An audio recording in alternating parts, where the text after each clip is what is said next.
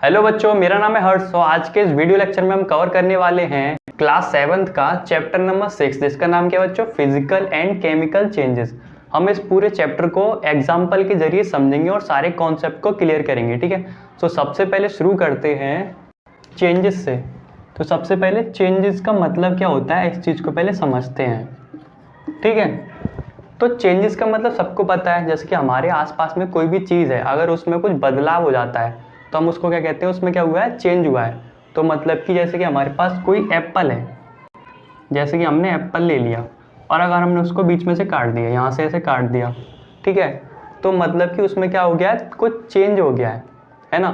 मतलब कि इसकी जैसी पहले फॉर्म थी, मतलब कि पहले जैसा दिख रहा था अब वो वैसा नहीं दिख रहा है। मतलब कि क्या कह सकते हैं अगर चेंज को समझना हो तो, कि जो पहला था अब वो पहले ऐसा नहीं रहा। मतलब कि उसमें क्या हो गया? कुछ चेंज हो गया, कुछ बदलाव हो गया है।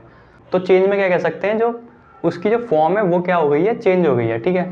और चेंज में क्या क्या चीज़ें चेंज हो सकती हैं उसमें? एक तो उसकी शेप चेंज हो सकती है, या तो उसके साइज चेंज हो सकता है ना। अगर हमने इसको काट दिया तो इसकी शेप भी चेंज हो रही है, इसका साइज भी चेंज हो रहा है। और अगर हमने इसको काट के थोड़ी देर रख दिया तो उसका क्या चेंज हो जाएगा? कलर हो जाएगा, कलर भी चेंज हो जाएगा, है ना। तो चेंजेस में क्या क्या चीज़ें हो रही हैं हमारी, या तो उसका शेप चेंज हो सकता है, या फिर उसका साइज चेंज हो सकता है, या फिर उसका कलर भी चेंज हो सकता है। अगर हम एप्पल को काट के रख देंगे तो कुछ देर बाद वो कैसा हो जाएगा? ब्राउन कलर का होने लग जाएगा। और कलर के अलावा और क्या चेंज हो सकता है उसमें? एक उसकी स्टेट भी चेंज हो सकती है, state of substance. Sir state का मतलब क्या होता है? जैसे कि हमारे पास पानी है, ठीक है, अगर हमने पानी को फ्रिज में रख दिया तो उसकी वो कैसा हो जाएगा? बर्फ़ बन जाएगा। तो मतलब कि पानी से क्या बन गया? बर्फ़। मतलब कि उसकी क्या चेंज होगी? स्टेट चेंज हो चुकी है। दोबारा से हमने बर्फ़ को बाहर निकाल के रख दिया तो वो क्या दोबारा बन जाएगा? पानी बन जाएगा। तो उसकी जो स्टेट है, एक तरह से उसकी अवस्था है, वो क्या हो जाएगी? दोबारा से चेंज हो जाएगी। ऐसी जो चेंजेस होते हैं वो इस तरीके से हो सकते हैं, या तो उसकी शेप में चेंज हो सकता है, या फिर उसकी साइज में चेंज हो सकता है, या फिर उसके कलर में चेंज हो जाएगा, या फिर उसकी जो स्टेट है वो चेंज हो जाएगी, ठीक है। अब जो चेंज है हमने समझ लिया कि चेंज होता क्या है ना। अब समझते हैं फिजिकल और केमिकल आखिर चैप्टर में दे क्यों रखा है हमको, है ना। फॉर एग्जाम्पल अगर हमने आयरन लिया, अगर हमने आयरन को काट दिया बीच में से, तो वो क्या हो गई? उसमें चेंज हो गया है कुछ, है ना। तो चेंज हुआ है, लेकिन वो चेंज है कौन सा है? फिजिकल है या फिर केमिकल है? देखो फिजिकल का मतलब क्या है? जो कि हमको आंखों से दिख रहा है, हम ऐसा समझ सकते हैं। तो चेंज को हमने दो पार्ट में डिवाइड किया है, पहले इसको लिख लेते हैं, physical, second one is chemical. तो जैसे कि हमने आयरन को लिया और इसको दो पार्ट में काट दिया, एक पार्ट ये रहेगा, एक पार्ट ये रहेगा, है ना। तो मतलब कि जो हमको आंखों से दिख रहा है वो वाली चीज़ें किस में आएंगी? फिजिकल चेंज में। और अगर हमने आयरन को पानी में रख दिया तो कुछ टाइम बाद उसमें क्या हो जाएगी? रस्टिंग हो जाएगी, है ना। तो रस्टिंग हम आंखों से तो दिख नहीं रही है कि कब कब कितनी कितनी हो रही है, लेकिन पूरी होने के बाद दिखेगी। जैसे कि ये आयरन है और इसके ऊपर रस्टिंग हो गई है, तो ये काफ़ी टाइम बाद हुई है, एक तो, है ना। एक तो आंखों से हमको दिख नहीं रही है कि क्या क्या हो रहा है उसके अंदर, जब पूरा हो जाएगा तब दिखेगा। और आयरन के अलावा एक जी क्या है? दूसरा प्रोडक्ट बना है ना। आयरन अलग है और रस्टिंग अलग है। तो ये क्या है? एक रस्टिंग हो गई है, रस्टिंग ऑफ आयरन। तो ये क्या है? एक नया प्रोडक्ट बन गया है इसमें। क्या बना है बच्चों? New product. तो इन दोनों में डिफरेंस क्या हो गया? एक तो ये हमको आंखों से दिख जाता है और इसमें नया प्रोडक्ट नहीं बनता, और ये हमको आंखों से एक तरह से नहीं दिखता और इसमें नया प्रोडक्ट भी बन जाता है तब दिखता है, ठीक है।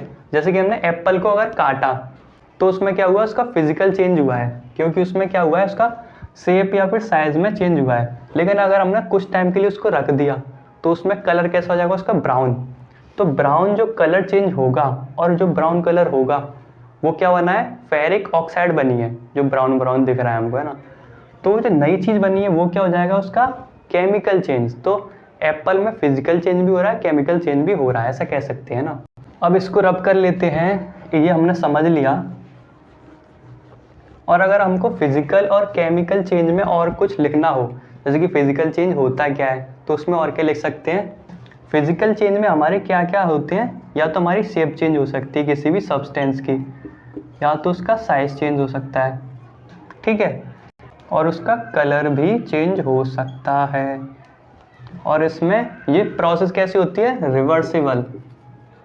रिवर्सिबल, रिवर्सिबल का मतलब क्या है? जैसे कि हमने पानी से आइस बना ली, तो आइस को अगर बाहर रख दें तो दोबारा पानी बन जाएगा, मतलब कि जिससे जो चीज़ बनी है वो दोबारा वही बन सकती है, उसको क्या बोलेंगे? रिवर्सिबल। और इसमें अगर एक बार जंग बन गई है, जंग लग गई है किसी आयरन में, तो वो दोबारा आयरन नहीं बन सकता, तो ये कैसा हो जाएगा? इरिवर्सिबल। और इसमें और क्या होगी? स्टेट ऑफ मैटर चेंज होगा। स्टेट, फिजिकल चेंज में और क्या हो सकता है? स्टेट ऑफ मैटर भी चेंज हो सकता है ना। और अगर केमिकल चेंज में हमको लिखना हो तो हम ये वाली सारी चीज़ें इसमें लिख सकते हैं, ये वाली चीज़ें रहेंगी सेम, ठीक है। इसमें भी शेप और साइज भी चेंज हो सकता है, कलर भी चेंज हो सकता है, लेकिन इसमें स्टेट ऑफ मैटर भी चेंज हो सकती है। लेकिन इसमें एक तो ये वाली चीज़ अलग हो जाएगी, इसमें क्या हो जाएगी? रिवर्सिबल है तो इसमें इरिवर्सिबल हो जाएगा ये, या फिर नॉन रिवर्सिबल।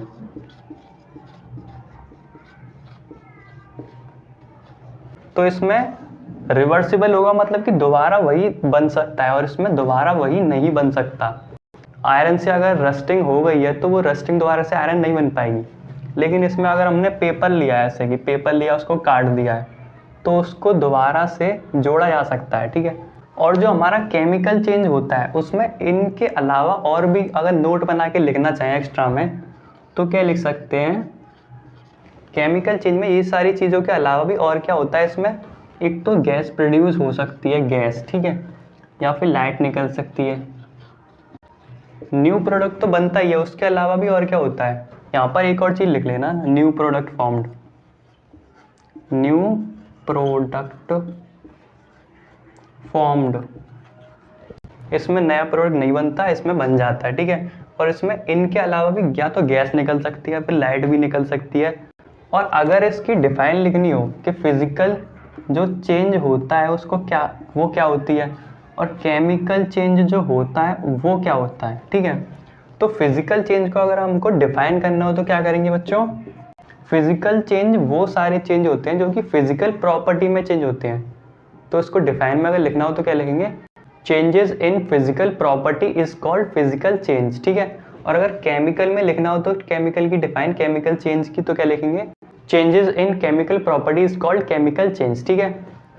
ये हमने समझ लिया कि फिजिकल चेंज क्या होता है, इसकी डिफाइन भी देख ली, इसको भी समझ लिया, इसकी डिफाइन भी देख ली।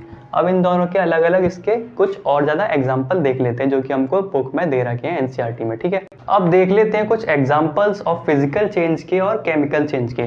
जैसे कि हम सबको पता है हमारे आसपास में कुछ ना कुछ चेंजेस हो रहे हैं ना, या तो वो फिजिकल चेंज है या फिर वो केमिकल चेंज है। अब हम पहले एग्जाम्पल देखेंगे और फिर उसको समझेंगे कि वो फिजिकल चेंज के अंडर आ रहा है या फिर केमिकल चेंज के अंडर आ रहा है, ठीक है।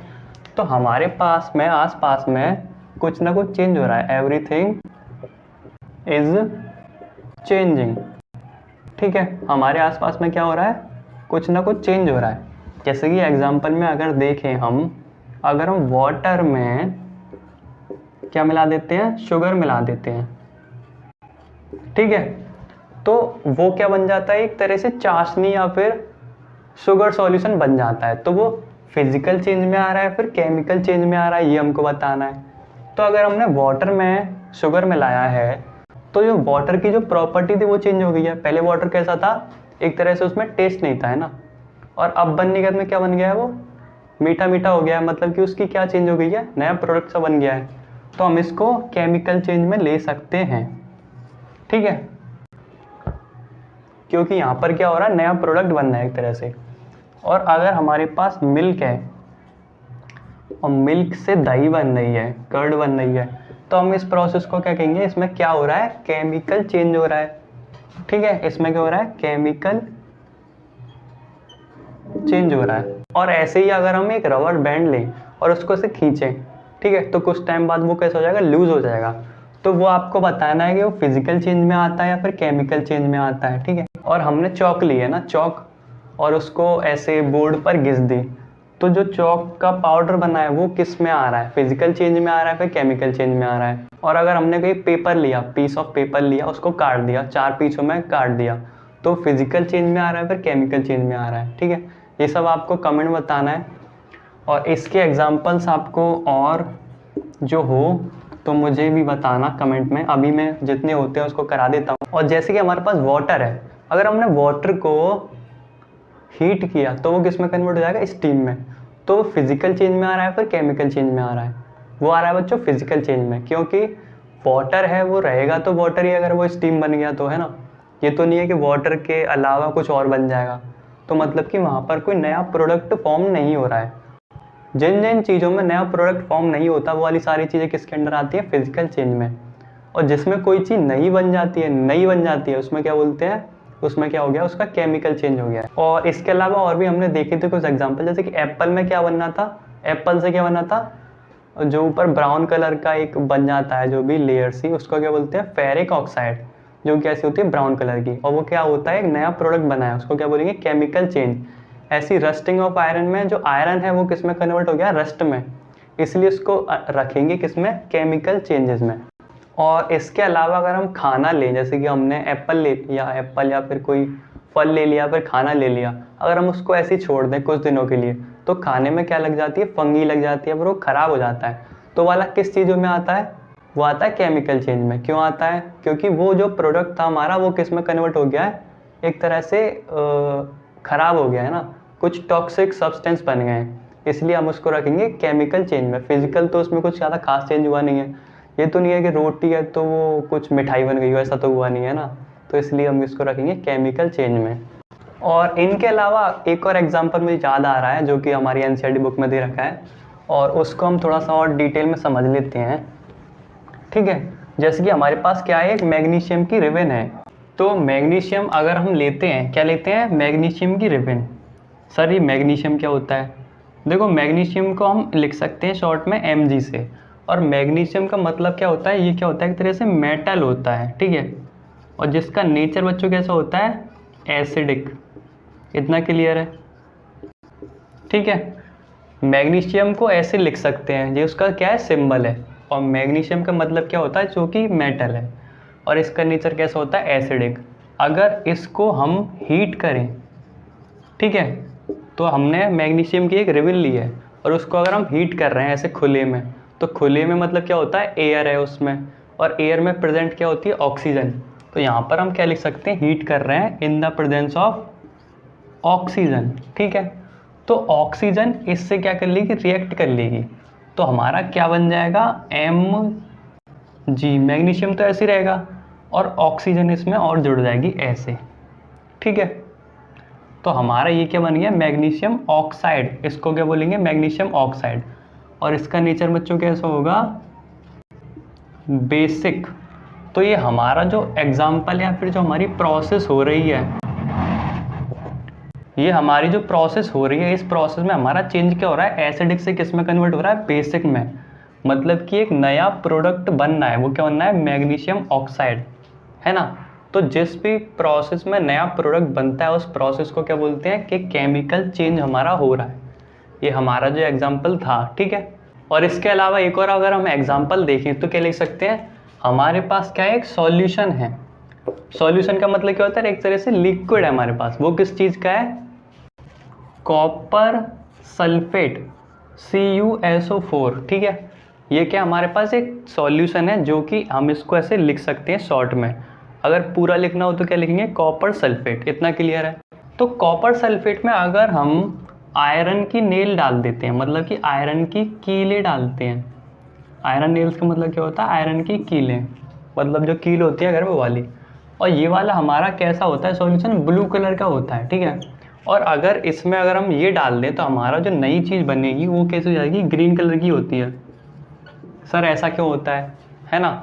मतलब कि पहले हमारी ब्लू कलर की कोई चीज़ थी और उसमें ये डालने से वो कैसे कलर की हो गई, ग्रीन कलर की, है ना। ऐसा हो क्यों रहा है, ऐसा इस वजह से हो रहा है क्योंकि आयरन को हम लिखते हैं Fe, ठीक है, और Cu ये है, और ये क्या है, SO4। तो Fe जो है Cu की जगह पर लग जाएगा और Cu यहाँ से हट जाएगा, ठीक है। तो हमारा जो नया प्रोडक्ट बनेगा वो क्या होगा, FeSO4, जिसको हम क्या बोलेंगे, आयरन सल्फेट, ठीक है, जिसकी वजह से हमारा वो जो कलर है ब्लू से ग्रीन में कन्वर्ट हो गया है। और ये जो प्रोसेस हो रही है इसमें क्या बनना है, एक नया प्रोडक्ट बनना है। और इसको किसके अंडर रख सकते हैं हम, केमिकल चेंज। मतलब कि यहाँ इस प्रोसेस में क्या हो रहा है बच्चों, केमिकल चेंज हो रहा है। केमिकल चेंज का मतलब क्या होता है, जिसमें कि कोई नया प्रोडक्ट बने, और यहाँ पर नया प्रोडक्ट क्या बनना है, आयरन सल्फेट। इतना क्लियर हो गया। अब देखते हैं नेक्स्ट एग्जाम्पल, ठीक है, जो कि क्या है हमारा ओजोन लेयर आखिर हमारी काम कैसे करती है ना। हमारी जो ओजोन लेयर है अर्थ की, तो वो उसमें केमिकल रिएक्शन हो रहा है, फिजिकल रिएक्शन हो रहा है, क्या हो रहा है ना, तो उसको देख लेते हैं। अब ये क्या है हमारी ओजोन लेयर। तो सबसे पहले समझते हैं ये होता क्या है। मतलब कि हमारी अर्थ है, ये सबको पता है। अर्थ में क्या है, एटमॉस्फेयर है। तो एटमॉस्फेयर में जो ऊपर एक लेयर होती है जो कि सूरज की किरणों को आने से रोकती है, मतलब कि जो हमको हार्म कर सकती हैं उनको आने से रोकती है, उसको क्या बोलते हैं, ओजोन लेयर। और इसको और क्या बोल सकते हैं, नेचुरल शील्ड।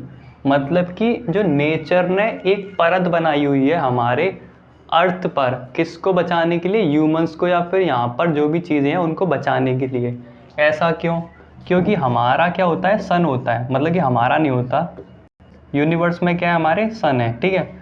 तो सन से क्या निकलती है, हमारी यूवी रेडिएशन निकलती है, जो कि हमारे लिए बहुत ज़्यादा खतरनाक है, हार्मफुल है। ऐसा क्यों, क्योंकि अगर डायरेक्ट सन से जो रेडिएशन हमारी बॉडी पर पड़ेगी तो हमको स्किन कैंसर हो सकता है, और भी बहुत सारी प्रॉब्लम्स हो सकती हैं, आँखों में प्रॉब्लम हो सकती है, ठीक है। तो उन सब को रोकने के लिए नेचर ने हमारा एक बना रखा है सिस्टम, उसको क्या बोलते हैं, ओजोन लेयर, ठीक है। वो क्या करती है, वो अपना एक प्रोसेस फॉलो करती है। यूवी रेडिएशन यहाँ से आई सन से, कहाँ से आई बच्चों, सन से आई, ठीक है। और ये यहाँ पर कहाँ आ रही हैं, अर्थ पर आ रही हैं। इतना क्लियर है। तो अर्थ और यूवी रेडिएशन के बीच में एक लेयर आ गई है जिसको क्या बोल रहे हैं हम, ओजोन लेयर, ठीक है।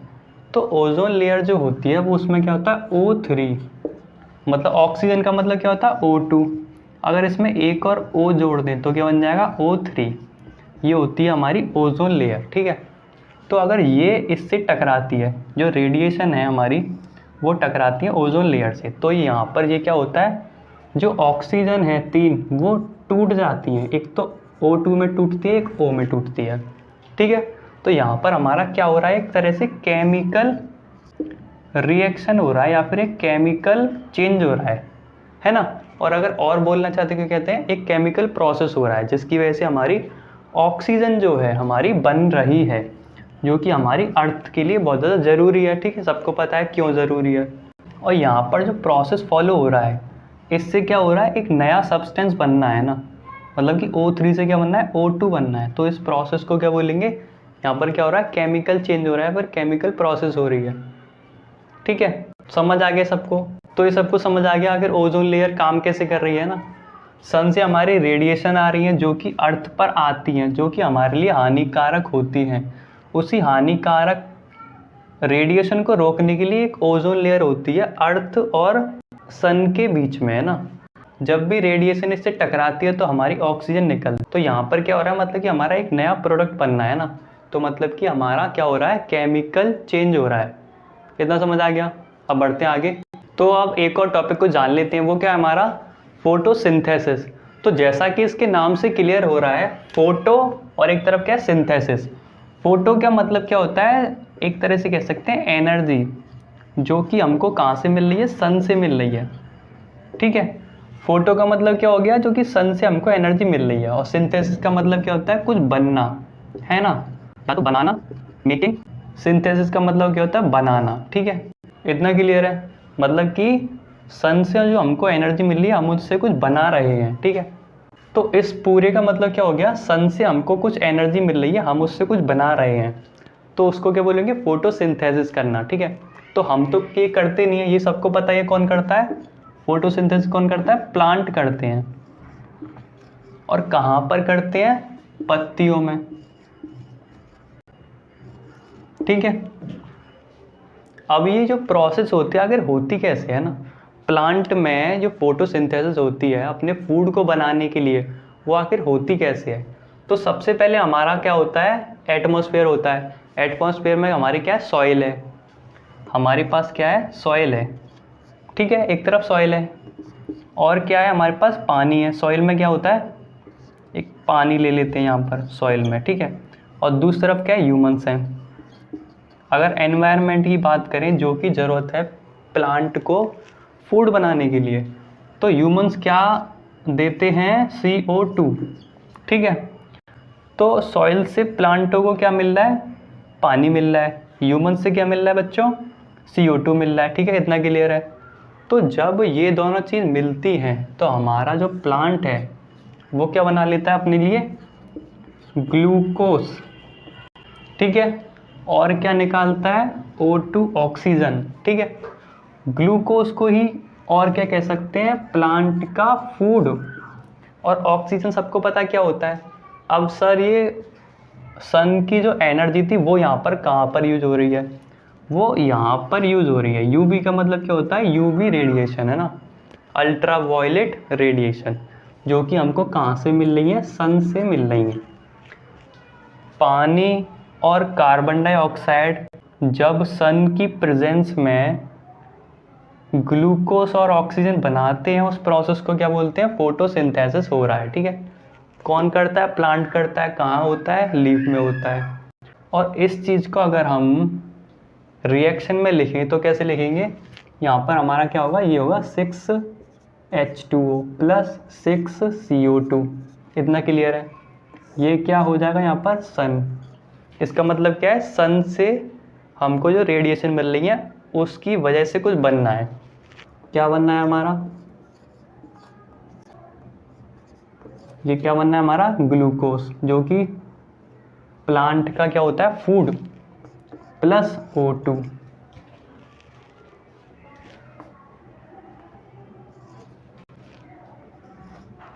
ठीक है, इतना समझ आ गया। इसी चीज़ को अगर हमने ऐसे लिख दिया, ये क्या रिएक्शन में लिख दिया है, नाम लिखना चाहो नाम लिख सकते हैं, ये समझाने के लिए मैंने बताया है। मेन रिएक्शन क्या हो जाएगी ये, अगर लिखना हो तो, ठीक है। तो हमको समझ आ गया है फोटोसिंथेसिस का मतलब क्या होता है, और ये आखिर किसके अंडर आ रही है, केमिकल चेंज में आ रही है। केमिकल चेंज में क्यों आ रही है, क्योंकि दो चीज़ से क्या बन रही है, एक नई चीज़ बन रही है यहाँ पर, है ना।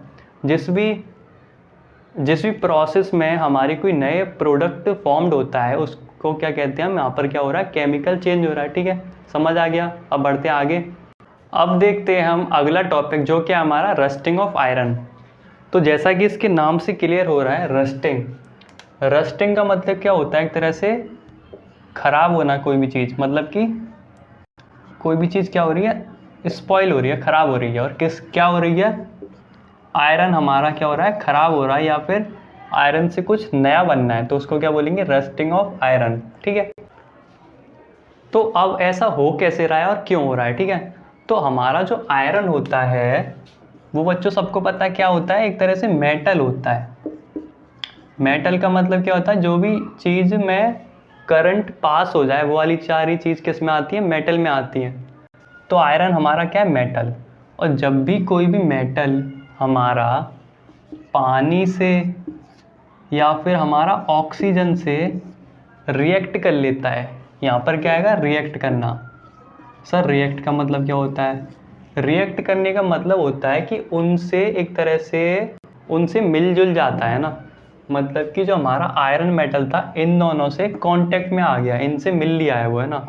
तो हमारा क्या बनेगा, जब हमारा आयरन वाटर या फिर ऑक्सीजन से मिलेगा तो क्या बनेगा हमारा, Fe2O3, जो कि हमारा क्या होता है, फेरिक ऑक्साइड, ठीक है, इतना समझ आ रहा है। अब सर ऐसा हो कैसे रहा है, क्यों हो रहा है, मतलब कि कोई भी आयरन का ऑब्जेक्ट है ना, तो वो खुले में है, तो खुले में क्या प्रेजेंट है, वहाँ पर ऑक्सीजन प्रेजेंट है। वो कैसे, क्योंकि एयर में क्या होती है हमारी, ऑक्सीजन होती है, ठीक है। और वाटर, अगर बारिश से या मॉइस्चर की वजह से उसमें वाटर लग गया है किसमें, आयरन में, तो हमारी ये वाली प्रोसेस फॉलो करके वो किस में कन्वर्ट हो जाएगा, फेरिक ऑक्साइड में। और इसी को हम और क्या बोलते हैं, रस्ट बोलते हैं। रस्ट का हिंदी में बोले तो क्या बोलेंगे, जंग, है ना। तो फेरिक ऑक्साइड बोल लो, जंग बोल लो, या रस्ट बोल लो, है ना। तो आयरन में जब रस्टिंग हो जाती है तो उसको क्या बोलते हैं, रस्टिंग ऑफ आयरन। और ये वाली प्रोसेस फॉलो होती है। अब आप कहोगे सर ऐसा हो कैसे रहा है ना, तो आयरन को हम कैसे अगर हम रिएक्शन में लिखना चाहें तो हम समझ लेते हैं ना अलग से, ऐसा आखिर हो कैसे रहा है। आयरन को हम कैसे लिख सकते हैं, Fe करके, ठीक है, इतना क्लियर है। और जब आयरन एयर में जो प्रेजेंट है हमारी ऑक्सीजन उससे करेगा कांटेक्ट, ये क्या हमारा आयरन, ठीक है, ये क्या हमारी एयर में क्या प्रेजेंट है हमारी ऑक्सीजन, और हमारे मॉइस्चर या फिर वाटर की वजह से किसी ने पानी वगैरह छिड़क दिया तो वहाँ पर क्या है वाटर, मॉइस्चर से या फिर किसी भी फॉर्म में हमारा पानी आ गया, तो ये तीनों चीज़ें मिलके क्या बना देंगी हमारा फेरिक ऑक्साइड, और क्या बनेगा हमारा हाइड्रोजन की गैस, ठीक है। तो इस इक्वेशन को हम बैलेंस करने के लिए यहाँ पर क्या लगा देंगे 2, ठीक है। तो ये वाली हमारी बैलेंस हो गई, हमारा क्या बन गया, तो ये हमारा क्या बन गया फेरिक ऑक्साइड, और ये क्या निकली है साथ में हाइड्रोजन की गैस, ठीक है। अब थोड़ा देख लेते हैं कि हमारी जो रस्टिंग ऑफ आयरन है कहाँ कहाँ होती है।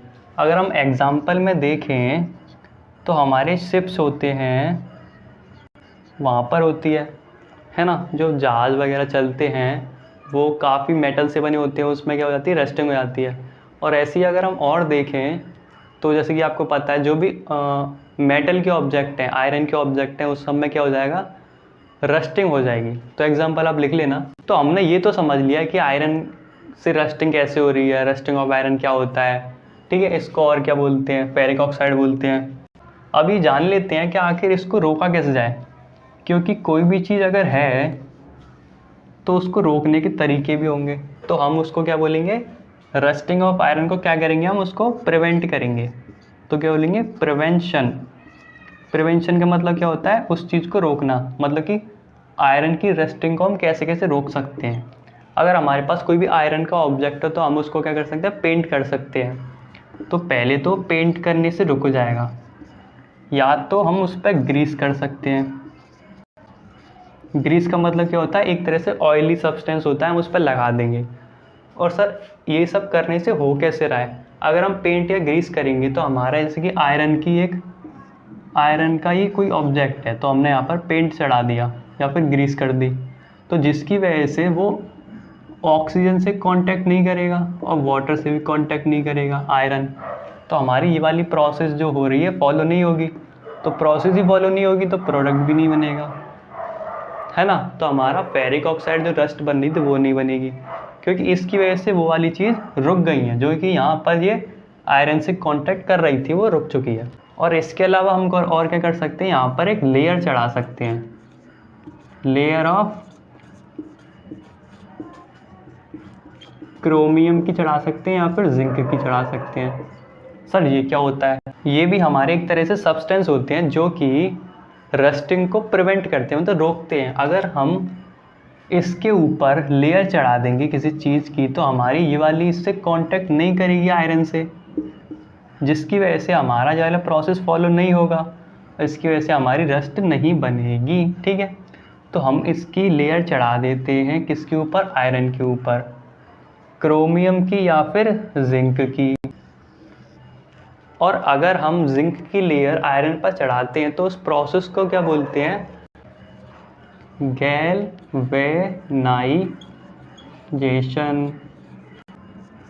उस प्रोसेस को क्या बोलते हैं, गैल्वेनाइजेशन।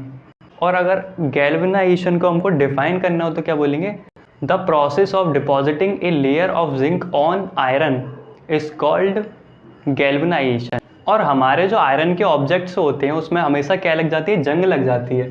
अगर हमने ये वाली प्रोसीजर फॉलो कर भी लिए, पेंट चढ़ा लिया या फिर लेयर करा दी या फिर ग्रीस कर दी या फिर जिंक से कर दिया, क्रोमियम से कर दिया, लेकिन कहीं ना कहीं है ना उनमें एक खतरा सा रहता है कि उसमें जंग लगी जाएगी, क्योंकि वो क्या है एक्चुअल में है तो आयरन ही। तो इस चीज़ को रोकने के लिए नई नई खोजें हुई थी, ठीक है, जिसमें कि निकल के आया था, उनने क्या बनाया था, एक स्टेनलेस स्टील बना दिया था। क्या बनाया था, स्टेनलेस, ये एस है ना, ये एस, ये भी एस, मैं एस ही लिखता हूँ, ठीक है। तो इसका मतलब क्या होता है, एक तरह से स्टील बना दी थी। तो स्टील कैसे बनी थी, स्टील में कई सारी चीज़ें प्रेजेंट होती हैं ना, एक तरह से ये क्या होता है, एक तरह से मिक्सचर होता है बहुत सारी चीज़ों का, जिसमें हमारी क्या होती है, क्रोमियम भी हो सकता है, जिंक हो सकता है, मैग्नीश हो सकता है, आयरन हो सकता है। तो इन सबको मिला के हमने क्या बना दिया, एक स्टील बना दिया जिसमें कि जंग नहीं लगती है। ठीक है, ये सब हमने क्यों किया, क्योंकि आयरन को प्रिवेंट करने के लिए हमने एक नया ही सब्सटेंस बना दिया। ठीक है, इतना क्लियर है। अब बढ़ते हैं आगे।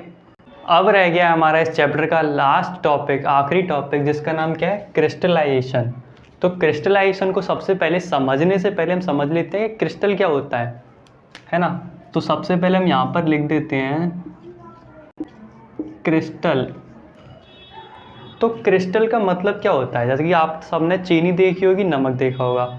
तो चीनी का एक अलग सा स्ट्रक्चर होता है, जैसे कि वो कुछ क्यूब टाइप में दिखती है ना, और नमक भी क्यूब टाइप में दिखता है, लेकिन वो छोटा होता है ना। तो मतलब कि जो चीनी है या नमक है, उनका एक कैसा स्ट्रक्चर है, एक उनका अलग सा स्ट्रक्चर है ना। और जैसे कि हमारे पास ये मार्कर है, तो इसका स्ट्रक्चर कैसा, ऐसा सिलेंड्रिकल। तो ऐसी जो चीनी होती है वो किस फॉर्म में, अपने क्रिस्टल फॉर्म में। और जो नमक होता है वो कैसे फॉर्म में, अपने क्रिस्टल फॉर्म में। और ये कैसे फॉर्म में, अपने क्रिस्टल फॉर्म में। तो मतलब समझ तो आया नहीं। चलो एक बार और देख लेते हैं। क्रिस्टल का मतलब क्या होता है, हमारे पास कोई भी चीज़ है ना, जब हम उसको उसके प्योर फॉर्म में लेते हैं, जैसे कि चीनी हमको कोई किसी ने दे दी, और उसने दे दी इतनी बड़ी साइज़ की दे दी, लेकिन वो उसका कैसा फॉर्म नहीं है, प्योर फॉर्म नहीं है। तो चीनी का प्योर फॉर्म क्या होगा, जो कि छोटी सी दाने में होगी, है ना।